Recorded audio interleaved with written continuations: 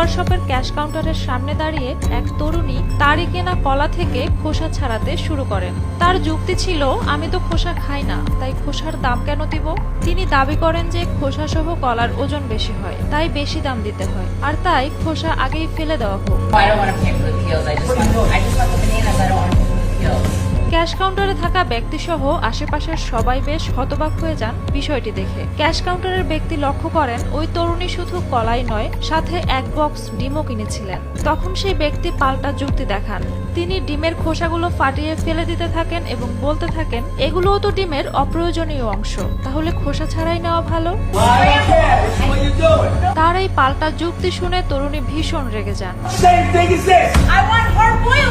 তিনি কলার খোসা সেই ব্যক্তির দিকে ছুঁড়ে মারেন। পাল্টা জবাবে ব্যক্তিও তরুণীর দিকে ডিম ছুঁড়ে মারেন। খবরটি জানিয়েছে ভারতীয় সংবাদ মাধ্যম নিউজ 18। ঘটনার সঠিক সময় ও স্থান জানা যায়নি, তবে ভাইরাল ভিডিওতে বেশিরভাগ নেটিজেন ওই ব্যক্তিকে সমর্থন করেছেন। এক নেটাগরিক লিখেছেন, তরুণীকে একেবারে সঠিক জবাব দিয়েছেন। এমন আচরণ কেউ করেন নাকি? এই ঘটনার মাধ্যমে ভাবা যেতে পারে যে ক্রেতা বিক্রেতার ব্যবহারে সামাজিক নিয়ম ও মূল্যবোধ বিবেচনায় রাখা কতটা জরুরি। ঝুমা মৃধা, বৈশাখী সংবাদ।